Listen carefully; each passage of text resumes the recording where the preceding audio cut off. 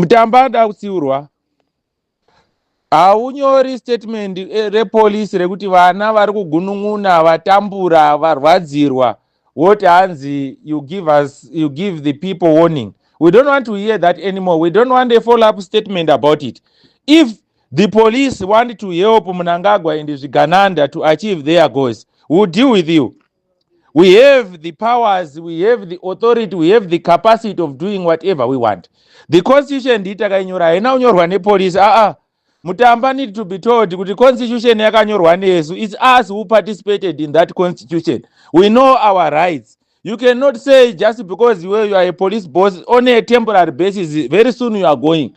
And you want to tell the mass of Zimbabwe kuti ivhai musocial media vanhu musagunun'une. Saka kana vanhu varwadzirwa vaite sei? We need to warn you, Mutamba, siyana nezvauri kuita izvi. If you want to provoke the mass, we will act accordingly.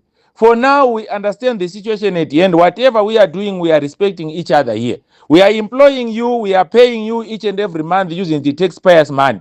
Mota dzamunozopiwa idzo naMnangagwa, that one, those are your added advantage, but we are not involved.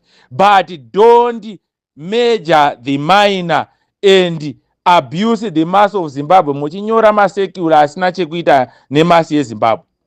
Then kunyaya yerevolution, comrades, situation yatakamira nayo panyaya yerevolution ndeyekuti we need immediate priorities panapa. We need immediate change. We cannot even wait for 2028.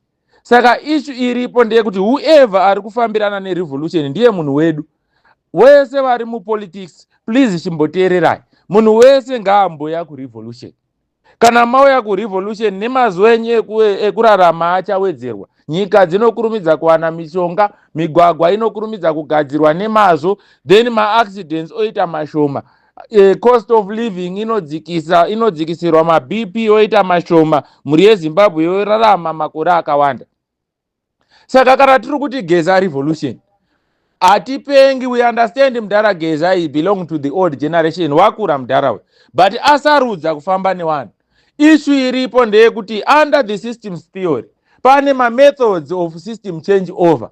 Saka tikada kuita direct change over regime change, then we ignore madhara edu mamwe anga achitibatsira here and there wachifambirana nevanhu. Hazvisi kuti wese aifamba ari kuZANU-PF anga asingadi kufambirana nevanhu. Kune vamwe vaida kufambirana nevanhu, kwoitawo nhunzva dzanga dzichiabhusa vanhu. But vasarudza kufambirana nevanhu, ngatifambe nawo tovabatsira. Kana tine utungamiriri hwatinosapota, rukurudzirei rubatane nevamwe under the revolution, kuitira kuti kana tasvikawo pama-election tinobatana tosapota utungamiriri ihwohwo.